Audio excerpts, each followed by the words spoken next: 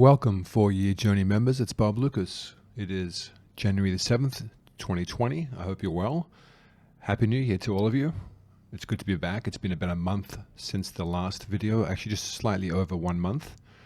And not a whole lot to talk about in terms of price changes since that last video, but I think this is a prudent time to talk about the outlook for 2020, what lies ahead, some of the possibilities, also take a quick look back at where we've come from, take a review, so to speak, of the the path so far that Bitcoin's taken in 2019, how that relates to the initial idea that I presented with the 4-year cycle back about a year ago now, in fact, on YouTube. And I want to cover that and also cover some member questions that pop up. In particular, we have 3 or 4 questions that seem to come up more frequently than everything else. And those are on the agenda here. Most importantly, the idea that we've got these cycle lengths that are potentially getting longer. I'm going to talk about the myth of lengthening cycles, and then talk about a little bit about buying altcoins and why I think that's a bad idea going forward. Talk very briefly about the stock to flow ratio, talk about the Bitcoin halving, and then some closing points that I want to cover. So it's going to be a pretty jam-packed video. Don't know how long I'm going to go for. Bear with me, and I'm glad you're here. Let's go. Okay, as always, just want to quickly mention that I'm not a registered broker or advisor. This is not financial advice. What I try to do is just give you some insight into my thinking and my process, how I'm approaching this asset class, how I'm approaching this market. There's a good chance that I will be wrong. That's just the nature of trading and investing and speculating as well. So you need to be mindful of that. There is not one person on this planet that knows what's going to happen, let alone in crypto or anything else.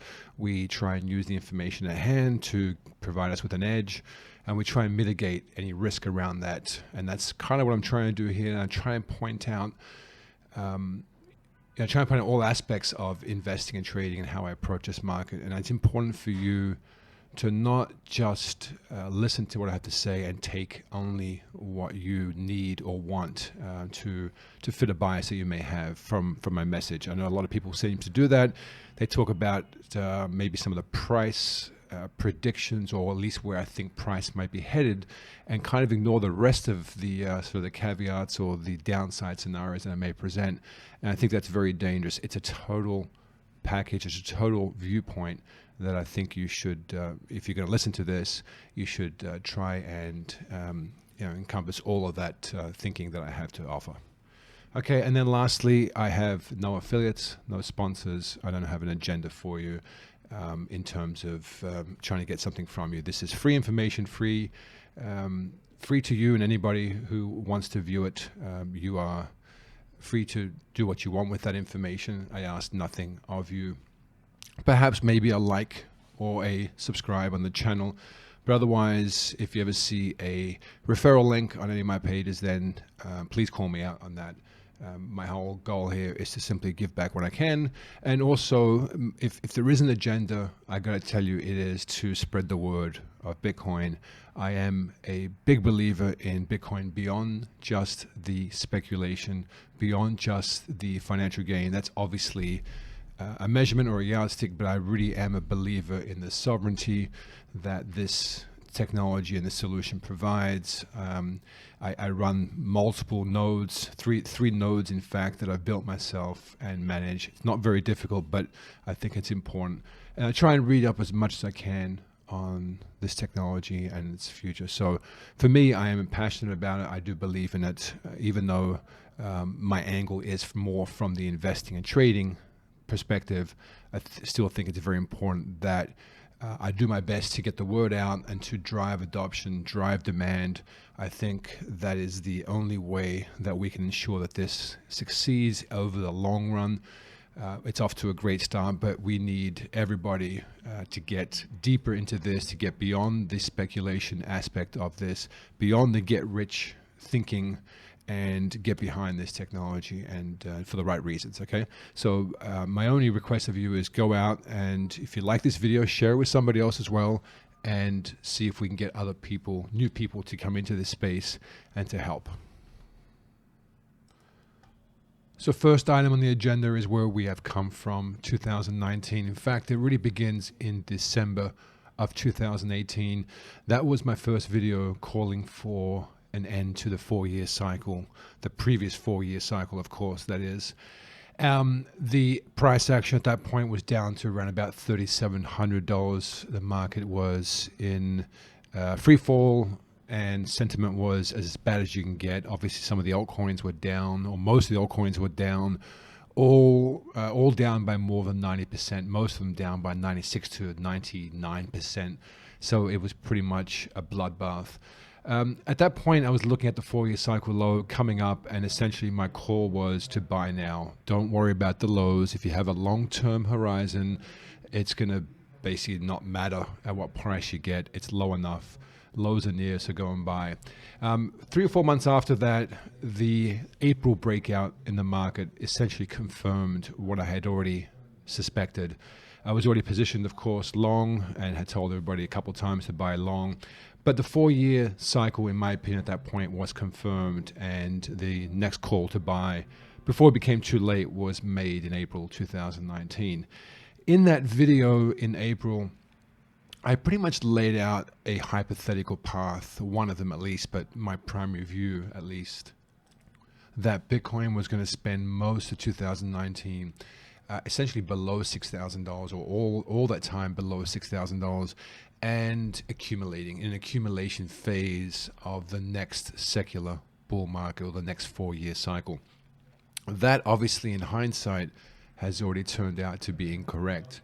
But the point of that video was not to worry about the price action necessarily, to trust that the next 4-year cycle low was in place, and that you need to not, if you're investing on a long time frame, need not worry about the day-to-day, week-to-week, and even month-to-month for that matter, price fluctuation in Bitcoin, because you're now invested for a 2 to 3 year period and looking at a potential 6-figure sum for Bitcoin a couple of years out, and that was the goal. And that upside surprises were potentially going to come, that there may even be a chance that it breaks higher. But the fact, or the idea, was that we would spend most of 2019 accumulating and moving up towards the $6,000 to $7,000 range. And I think that's important, because a lot of people look at where Bitcoin is today, coming off a 6-month decline, or actually 7-month decline from $14,000, down 55%. And that's the only thing that they seem to want to focus on, even though they have a long-term time frame. Let me bring that up real quick. So here's the weekly. Everyone's focused on this decline right here and chooses to ignore the position of Bitcoin right now relative to the 4-year cycle low. And we have to take all of that in context when we're looking at this. And that's because either people are just afraid of losing money, over leveraged, or have already lost too much money. And what they want to focus on is the negative aspect and choose their time frame for their bias, ignoring the fact that they wanted to invest or were invested for the long term. When you look at this from a long-term perspective, all I see is one very simple fact, that from the 4-year cycle low only just slightly over 1 year ago, even at a 50% decline in the market, the Bitcoin is up 160%. Now, there is no other asset class in the world that can keep going up with this type of gain, where a lot of the participants are upset or have lost money. And that speaks, I think, in general to the immature or the inexperienced nature of a lot of the people involved in this space, and the fact that there isn't enough discipline here in this space. But for those who can appreciate the longer time frame, which is what I've been trying to illustrate now for all the videos, when you view the market from a long-term lens and appreciate zooming out where it's come from, and where, based on this secular trend, where Bitcoin is likely or potentially going, then you begin to appreciate the fact that these shorter term moves, even though this is a 6 or 7 month in nature, should be ignored at all costs. And if you don't, then you'll fall victim and you fall into the trap of, like you did right here, of capitulating at the very wrong time in a secular uptrend like it is today. So I just wanted to point that out. In fact, I'm going to come back to this video. I want to play a 7-minute clip from the April 2019 video that talks about Bitcoin staying all the way underneath this line up until the January timeframe where we are today. And I'm going to do that because it's a segue into my next topic about sort of where Bitcoin is heading and explaining this move to 14,000 in the context of a larger move. So here is the video. 800 to 6,000. First thing I believe is that this $6,000 or $5,800 to $6,000 level on Bitcoin is going to act as some significant resistance. It provided significant support on the way down in the bear market. There was repeated attempts to break below that. Everybody thought that was going to hold and the market was going to go up. I did not, and I don't want to get into necessarily why at this point. But from a descending triangle standpoint, I think the breakdown here was obvious, but at the same time, there's going to be a lot of resistance at this point when it comes back up to test that area. I don't know when it comes to test that area. That's the key or the problem right now. I don't know exactly when we test that point, but I think it'll happen sooner than later. We could even get that in the next week. We can even get that over the next few days. We don't know, but let's just say for argument's sake, we get up here and we test. That will just be the first test. I think at some point, and I'm just going to draw this in again loosely, right? At some point, maybe around the August time frame, we get down, and I don't think we get anywhere near necessarily the December lows. We probably get closer to the February lows, okay, around about 33, 3,400. Again, arbitrary numbers I'm throwing out. It's more about time. So I think we get down here and we scare the hell out of the longs. They get worried that it's been kind of 7 or 8 months since the low. It's taking too long. It's now reversed lower. They start to panic. They're too leveraged, and of course, they bail out. Talked about that 5 minutes ago. Let's move on here. Then I think we come up and we kind of start testing this area a few times. Now, I don't know if we can get above that period, about that 6,000 point in 2019. I've got to be honest with you. We've got to be patient here. It takes time to build a solid foundation and a solid base in any new 4-year cycle. But at some point, we probably do get above this $6,000 level. And once we get above that, we may drop quickly back down, but then we get it back above, and then that same level begins to act as support. Okay? And then we can begin to find an area that has less weight and less friction, and we will then begin to accumulate or to begin to rally higher with a little more intensity and velocity. Okay, so welcome back. So the point of that was to essentially illustrate, well, actually one point that it does illustrate is that nobody's right all the time, okay? I did not expect this big move higher, but I held my position all the way through. I didn't dump it, and I didn't get scared in this area, and I held the whole way through. So like many of you, I'm also still up 160% on my position, and it's been relatively pain-free. But the other point I want to really illustrate is the fact that, as I said, I thought price would be in this sort of $6,000 to $7,000 range by this point in the year. But people still want to focus on the decline since the June top, and try and tell us that because we've had this 50% decline here, that the bull market is never going to get off the ground. It's still a bear market. We're heading for $2,000, $3,000 price prints. But essentially, all that's happened is we had this huge impulse move. And there are many theories and reasons why, but coming out of a deep bear market right here at an 85% correction, there was a lot of short covering initially. Then there was a lot of whales and other people that pushed the market higher. Then there was a whole lot of FOMO and retail. Obviously, a lot of people got hurt again, didn't learn the lesson of not getting in early, getting in late, getting too much leverage, not being able to hold it on the way down. Whatever the reason that this impulse move occurred, I think what also happened was it's unique to Bitcoin in terms of its price action over past cycles. People weren't expecting that. And I'm included in that. I was expecting more of an accumulation down in this bottom area going higher. Nobody really expected this, and everybody jumped in, FOMO'd in, thinking it's going to go right above 20,000 rapidly and quickly again, and it didn't, okay?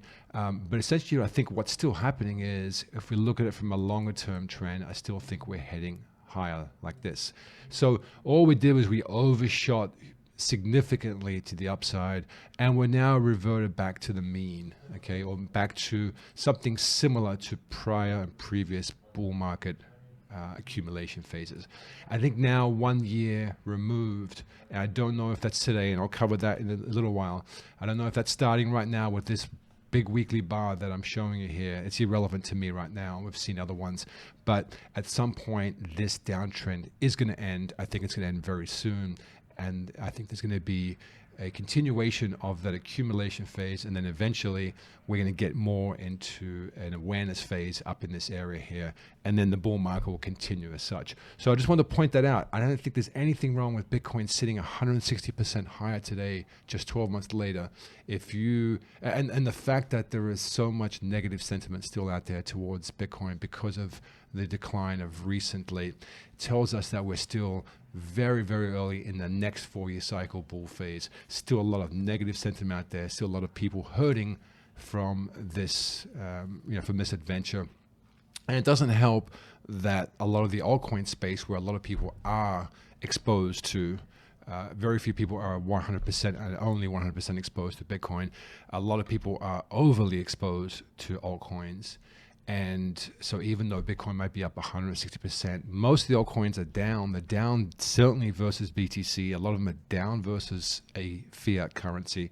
And that's hurting. So the sentiment is therefore expectedly bearish and negative. And that's good from a new bull market perspective. That's where we want to be sentiment-wise. So plenty of time left and plenty of room left to go higher from this point. So I think, in summary, for this point on the agenda, we are at or where I had expected we would be a year out.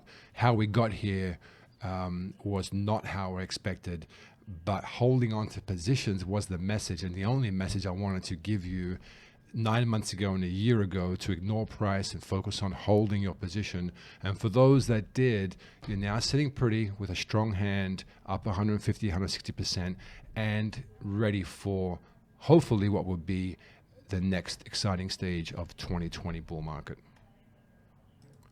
So the 2020 outlook, where we go from here, and what is the 4-year cycle view?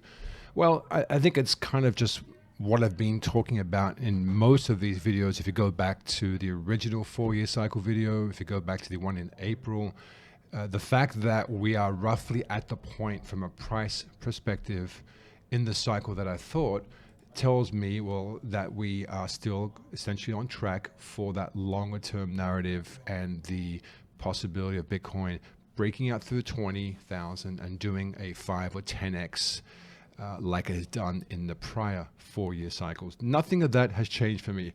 I think we're going to get, so I'm not going to be here to try and predict price. Obviously in April, I didn't do a great job of the short-term price, but I think we have a good chance, 70% or so, that we have a low right here. Maybe another 15% chance that we come back at some point, retest this area, low 6,000s, and then maybe exceed that on the low side one more time, maybe as low as the high 5,000s, and then we go end the downtrend and then begin a nice and solid, consistent uptrend.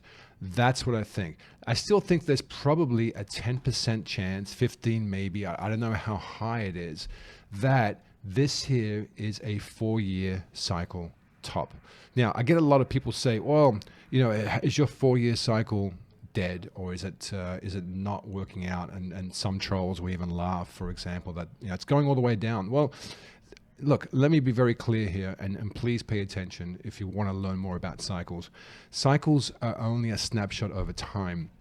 When I say, I believe Bitcoin may be going up to the 6-figure range over this 4-year cycle period, that's not the 4-year cycle. That's just saying that based on prior 4-year cycles, I believe in this next 4-year cycle, we're going to see something similar repeat, okay, based on where it stands in the technology evolution based on where it stands from a market cap standpoint.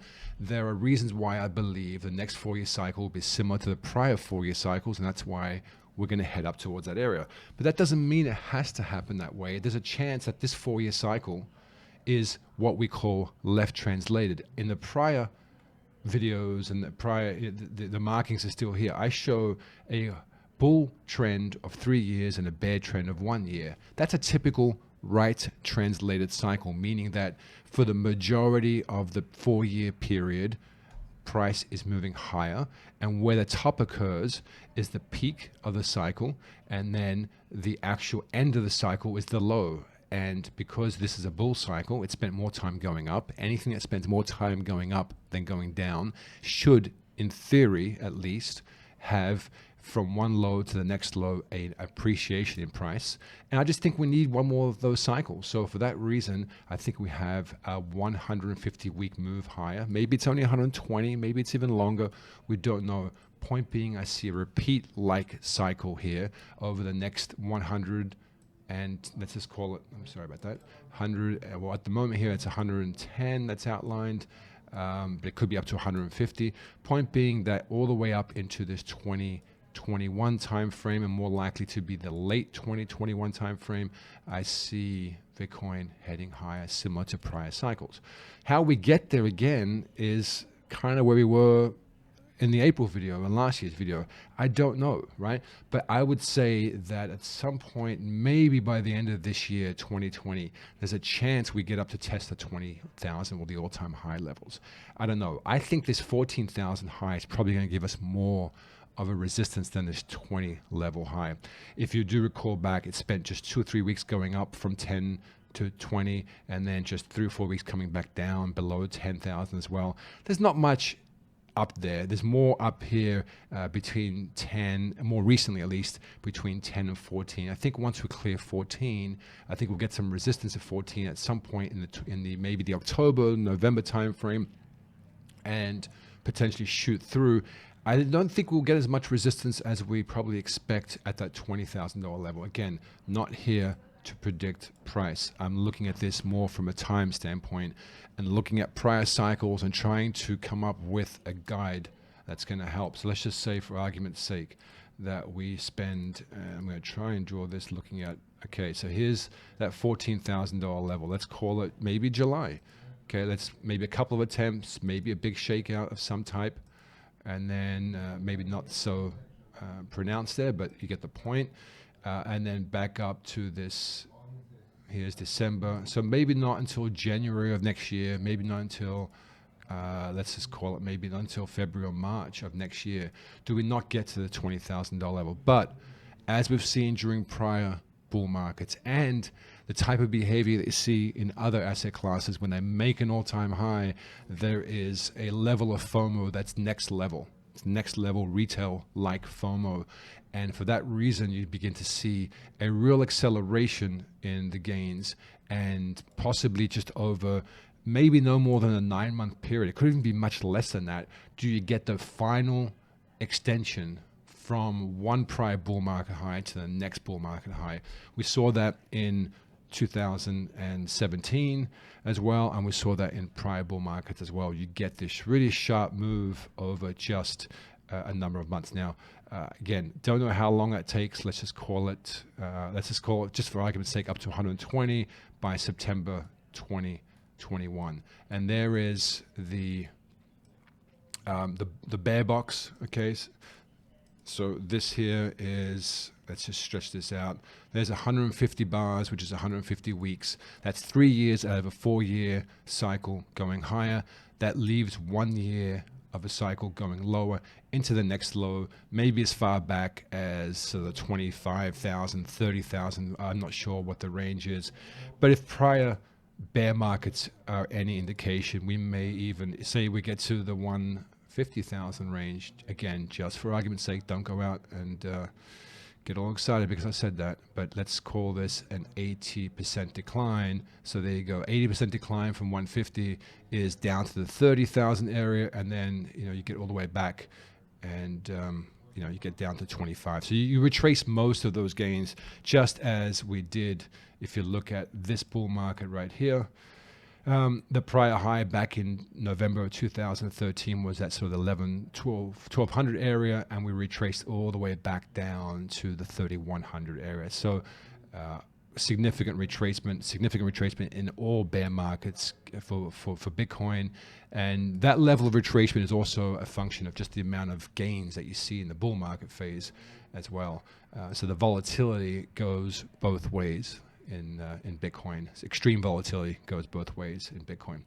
All right, so that really is my outlook for 2020, and it doesn't really change much if you look at prior charts from a year ago. Again, the difference being kind of this, how we got to that point, which means we may have another different path going forward to this point. We may be doing a 2021 outlook video in 1 year time, and price may be right at the $17,000 or $18,000 price point, but it may have gotten there a whole, entirely different path. It may have shot up to 30,000 and then came all the way back down, or it could have even spent a number of more months down in the $6,000 and $7,000 range, maybe until the summer, and then shot all the way up again. The point being is that we're up 160% from the bottom. If we believe in the bull market narrative going forward, if we believe in the same bull market narrative that presented last year, and if you believe in the path that's taken over the last 11 years in general, and if you believe in the secular bull market, then you need to hold your position and you need to be patient with Bitcoin. And again, realize the time frame that you're investing on, and stop getting caught up in the social media and all the fuss and all the price action on the day-to-day, week-to-week basis. It's not going to serve you well. Most of you are probably not experienced and good enough to be able to handle those movements anyway.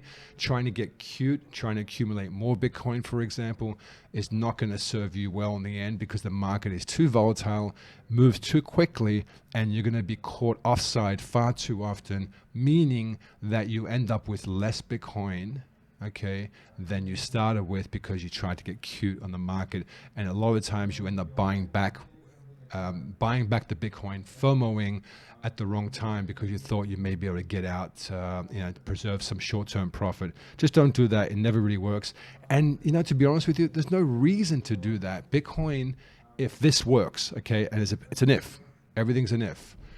If it works, we're talking about a 20, 30x type move. Again, something you don't see throughout history.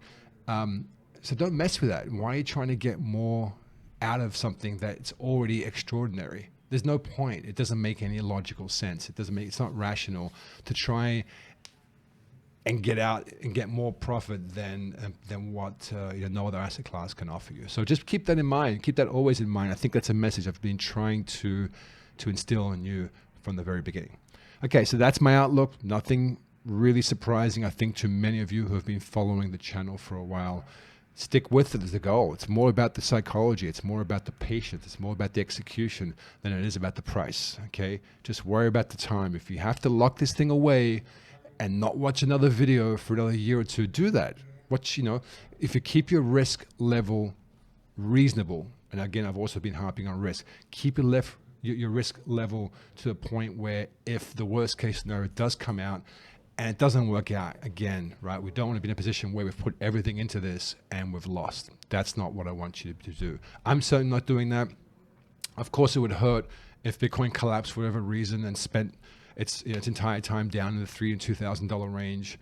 But it wouldn't necessarily hurt me that much. I got in early enough. But for many of you who didn't, you don't want to be in a position where you're in debt now because it was something like that. So that's also an important piece, an element. I can never do a video without really stressing that, because it's kind of that risk fanaticism that I have in me in all my trading. I don't like losing. I don't like losing what I've already gained. I don't mind missing out on the profit. I just don't like losing what I already have. And that's just something I've always stuck with and lived by. So I think that's a very important lesson to have. All right, let's move on. Getting into the member questions now, and it seems like this one's a popular question, and that is the cycle getting longer? in Bitcoin? And the answer is no, it's not. Cycles don't get longer. Cycles are essentially, I wouldn't call them a fixed length, but their period is relatively fixed, and the lows or the end of the cycles will occur within kind of a reasonable margin on either side of that from a time perspective. People on, I guess, on YouTube or everywhere else kind of want to be talking about the peaks of the cycle getting longer, and the peaks can vary and do vary, and that's the very nature of cycles, but the troughs do not. Where the cycle ends does not change, and that's where every cycle, mathematically, for the last 100 years since cycle research became a real serious study, that's how a cycle is measured. It's measured by the low to the low, not the top. The top is just one element of the cycle, and the top of the cycle determines exactly where the translation of the cycle. So the cycle lows are a consistent time frame, but the highs are not. And if you see here in an uptrend, and you see the black line underneath here, the black line here represents a longer time frame and a longer cycle. So here's one cycle, and here's the next cycle low. Okay, let's call this, for argument's sake, a 4-year cycle low from here to here. Each of these could be a 1-year cycle that are in between. As the 4-year cycle is going higher, you get the 1-year cycle topping further along beyond the midpoint, making this right translated. That's how you get the price gains, and then you get a shorter duration lower into the low. Then you have a similar thing in the second, and there's somewhat of a similar cycle in the third. You notice the third may top in the midpoint and not so much to the right of it, because the gains aren't as much. And then though, in the last cycle of the 4-year cycle, it could be a 16-year cycle. The bottom one here could be a 16-year cycle, and these are the 4-year cycles in Bitcoin. We could be at the third one right now, for example, starting that out. But you see here, when the market, when the longer term trend is in a downtrend, and it's going to come for Bitcoin, okay, it's not going to go up indefinitely, regardless of what model you want to believe. At some point, you will get multi-year periods of bear markets, and when that happens, the 4-year cycle is going to top early. It's going to become a left translated cycle. So the idea that these peaks have to go further and further apart is just, well, it's just wrong. That's all it is. And it's the peak here that determines the translation of the cycle as it relates to the longer term trend or longer term cycle, and that's how you get that longer term cycle to come down and dip into its final low. So the top only affects, or does affect, the translation, which then drives the longer term cycle and a longer term trend. And that's the explanation for this. So that's why looking at looking at the peaks here, just because you've had 1 or 2 consecutive tops or bubble peaks that were further apart, does not necessarily or should mean that the next one's going to be further apart. There's just it's just clutching at straws, essentially. It's no mathematical logic behind that. Really what you're going to be looking at is the lows. The lows are what count in cycles and not the tops. Okay?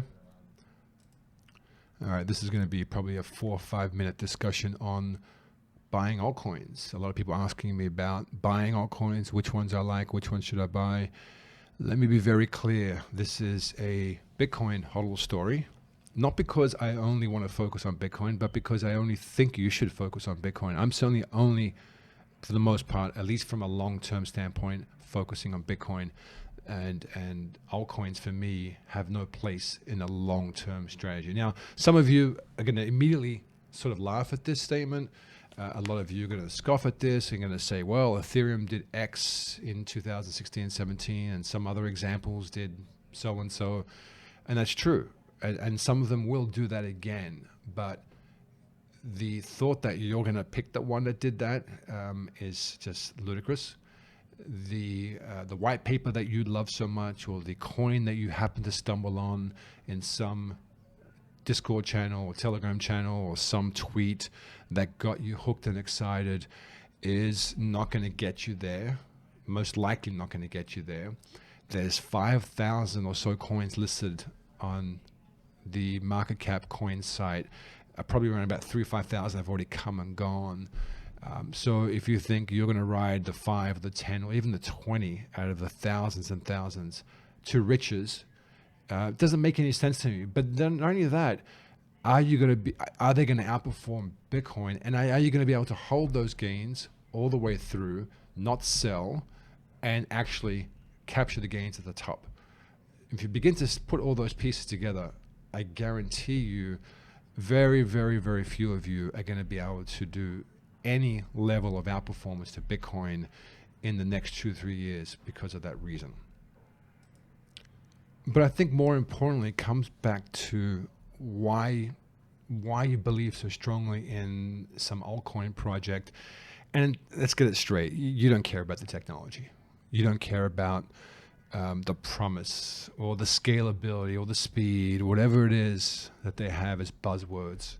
You care about, and you're only concerned about making a lot of money. That's what piques your interest. That's why you bought thousands or millions of some, at the moment, worthless coin, thinking if it goes up by however X%, you're going to be very rich because of it. Somehow you're going to hold all the way through and you're going to believe in it. And that's what you've convinced yourself, and that's what allows you to risk so much of your capital on a project like that, because you kind of hide for the facts that you already know.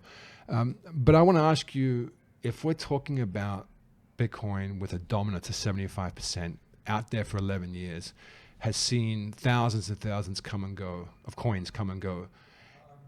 For your coin to outperform Bitcoin, Bitcoin still has to perform similar to what I outlined previously in this video. Bitcoin is the stable coin of the crypto world. Bitcoin is the path forward for the crypto world. If Bitcoin fails, I can almost guarantee you it's not a case of some other coin coming along and just taking over the mantle and going. It's not going to work that way. If Bitcoin goes into a bear market for 2 years or 3 years or 4 years for whatever reason, then all those coins you're holding are going to be worthless, completely worthless. So knowing that, okay, and I think that's a statement that I can stand by and really believe without any bias. If Bitcoin has to go higher on the entire, to drag the entire space higher with it. So if you already have, if I'm outlining a scenario where Bitcoin's going to go up 10, 15, 20, and 30x, okay, which is generational-like performance, why are you adding in multiple levels of risk, okay, to get maybe double that performance? It doesn't make any sense. And I mean, I'm not even talking about multiples. It's many hundreds of multiples more risk, because you have to pick the right projects in the space of 5,000 coins. You have to be able to hold it if you're on the right one. You have to be able to be disciplined enough to not jump ship to the other one that's doing well, the one that you thought you were going to buy, or the one that your buddy bought, or the guy that you're following on Twitter bought and you didn't. And jumping between the two just as it crashes while the one you were holding goes up. And many different scenarios like that occur during very fast and speculative markets. It's just not easy to do. It's almost impossible to do. I mean, for most people here, riding Bitcoin 10x, 15, 20, and 30x is very, very difficult to do. So if you think you're going to ride some altcoin 1000x or 2000x, I guarantee you're not. Okay, so don't try and do it. I think the path here, the sound path, is to stick with a reasonable allocation of Bitcoin, a reasonable enough where you can hold it all the way through, at least to close to the highs, to a really nice, comfortable level, and start to sell some off and start to realize some of those gains, and then be ready for the next bear market low in 3 or 4 years' time, and do it again and reaccumulate, but reaccumulate with significantly more Bitcoin, because you have significantly more capital available to you. Okay, so that's my question on altcoins. Please stop asking me. Well, you can keep asking, but you'll kind of get the similar answer again. I don't believe it. Now, I will trade altcoins, and I trade them often enough, especially when I see the entire altcoin space doing well in a shorter time frame. But that's not what we're talking about. All these questions were, which is the project that's going to unseat Bitcoin? Which is the one that's going to be the next world reserve currency, or the next banking coin that all the banksters all of a sudden want? those types of questions. It's not happening. At least if it does happen, the chances of you taking it and riding it are next to none. So stick with Bitcoin is my advice. Okay, lots and lots of questions on the stock to flow ratio. Looks exciting, right? Those charts look amazing. I think a lot of you guys love the stock to flow because it points to these huge riches, right? And it's a model that supposedly is pretty much guaranteed because it has such a high level of back-tested statistics behind it and so on. Look, I'm not here to tell you right or wrong. I haven't looked enough into it, so I'm not qualified enough to critique somebody else's work. It just comes up so often that I want to at least make some mention to it. From what I can tell, however, that if you can make the assumption that Bitcoin's demand continues to grow, then there is a lot of logic behind the fact that if the supply rate begins and continues to decline, which is obviously in the code and schedule, then it stands to reason that the price will go up. But I'm not entirely convinced that that logic works all the way through. And maybe my understanding of that logic is incorrect, and I apologize if that's the case. But I think the level of demand is not also as important as you think. I think what's more important is what valuation does the market want to place on the total supply of Bitcoin. So I don't think it's as relevant about the amount of new supply that comes on board. It is what is the dollar value of all the Bitcoin that's out there that the market wants to have, okay? So we need to increase, and it's all about the demand. If there's 15 million coins out there today and it goes to 16 million next year, for example, it's really irrelevant. It's how much Bitcoin from a market cap standpoint do we want to hold? Does the market want to own and hold? That's going to drive the price up for Bitcoin. I think what I'm trying to say here also is that scarcity alone, and I know the model is not only about scarcity, but known supply and scarcity in the supply alone cannot be an absolute predictor of price over the long term. There are other variables that I believe may be ignored. And again, I'm using words like maybe, I'm not sure, okay? But again, I think demand and what the market, how much of this the market wants to hold, hedge funds and family offices and people who are buying a lot of the Bitcoin in bulk, and not a lot of you guys. A lot of you guys kind of want the BTC. You want the Bitcoin. You want maybe one whole Bitcoin to own and to hold forever.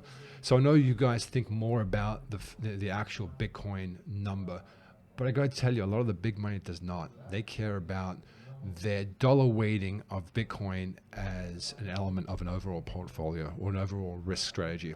So they're saying, I want 10 million exposure, I want 100 million exposure, I want X% of a portfolio of exposure, and so on.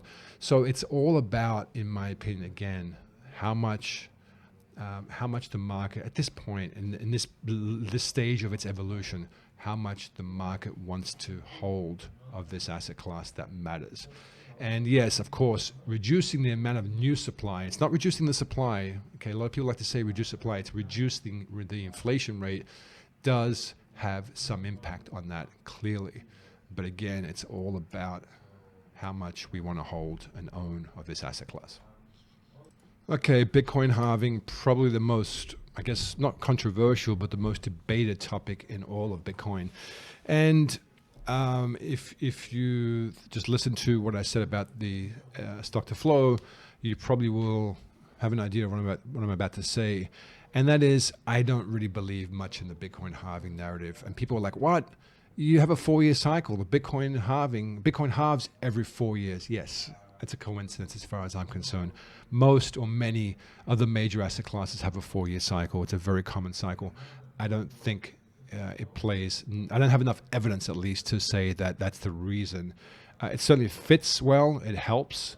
But again, I don't think the supply halving, the new supply issuance halving, is having as an effect that you think it has. It is the most telegraphed event in any commodity. Okay, it's a known event that miners and buyers and everybody can plan for and especially now with derivative and futures markets can also prepare for. So I don't think it has any bearing whatsoever on the technical aspect of the supply-demand equation for Bitcoin. However, here's the caveat. It is ingrained in Bitcoin psychology. It's a meme at this point. So it has a psychological impact and effect on the market that it can help and will help, I think, drive the market higher. I don't think you're going to see this, boom, there's the halving, and then boom goes price. Because if you look at the halving, and here's something people don't want to talk about a lot. If you look at the last bull market in 15, or last halving, I should say, or 16, it dropped by like, I don't know, 10 or 20%. The price dropped after the halving and took like a month to recover, or 3 weeks to recover. Sorry, I have the chart in front of me, but it dropped, right? So, and then if you look at it from a longer time frame slightly, it's just the halving sits right in the middle of a nice big accumulation and uptrend. Okay, there's a little more evidence that the halving in the first halving had more of an impact, but not so much now. So, and the last one. So I think people are reaching. Again, maybe it's bias, maybe it's this need to, this get rich thinking and the speculation aspect of Bitcoin that's driving people to promote this narrative that the next halving is all we're waiting for. It's going to solve every problem. I just don't see that and don't believe that. Again, but from a psychology standpoint, it plays a role. Okay, closing points. Let me try and summarize this pretty quickly. So 2019 was a great year, in my opinion, even though a lot of people probably lost or didn't do as well in crypto, even though Bitcoin was up year to year, something like 140%. Amazing year as far as Bitcoin's concerned. I think price today stands roughly or even slightly higher than where I thought it would a year ago. I think that's a positive. Overall, from a technology standpoint, I think there's been great progress being made. I think the ecosystem, the developer environment, I think the amount of new capital, the amount of new onboarding of technology that's coming on is still progressing really, really strongly. So I think overall it's very healthy. The network is continuing to prove very resilient. Hash rates continue to increase. Transactions continue to increase. I think the whole, the forking, the blockchain size, debate is kind of being put to bed, right? There are alternative options out there for bigger blocks, and quite frankly, there hasn't been a demand for it, one. And two, the market is not pricing them. Basically, the market has said the big blocks are not valid, are not the path forward. And there are reasons for that technically. I believe it's the whole. Mostly it's about the decentralization aspect of and the self-sovereignty aspect of Bitcoin that the bigger blocks don't necessarily provide, at least on the future. Okay, and the market, I believe, is pricing that in. So overall, I don't see much that's changed in a year. I'm just as excited as I was a year ago. I still have all my stack and more. And I think 2020 is going to be a very good year.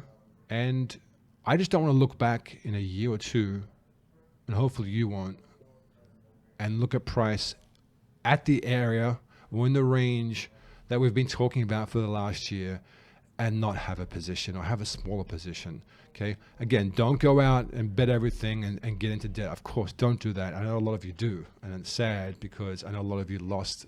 I've got the emails and the DMs, and I'm sorry about that. Hopefully everyone learns from that. But we just don't want to be in the position where we let an opportunity like this go by and not at least take advantage of it to a significant extent. And that's really my goal. This is the reason why I'm sharing these videos. Hopefully, if I can help some of you, then that's great. But again, I just want to, and I also, one last point, there's quite a lot of other videos that I've made here on psychology, for example, on execution and trading. Go watch them again because they are just as important. They are important. They are how you get through this next coming period if it does progress, and also if it does decline. Like I said, there's a 10% chance or so that it lingers for 6 months. It gets back down to whatever number it is. We just don't know in trading and investing. And being prepared, at least psychologically for that, mentally, is going to be very important if we do get to that point. We always have to be prepared for the worst case scenarios as well. All right, I just want to thank you again. If you can, give it a like, give it a share it on social media, share it with friends, get some friends involved. Not from a price standpoint. Don't tell them about the massive gains that can come or the riches that can come. Try and explain it, from the Bitcoin and what Bitcoin means to you. And hopefully, if it doesn't mean anything but speculation, then maybe you should go out and read about it first. Read some books, and then get more acquainted with that aspect of it before going out. But that's also important for everybody to do. Again, thank you very much. I appreciate you listening and following. Wishing you all the best, a happy 2020, a prosperous 2020, good health and happiness. Thank you.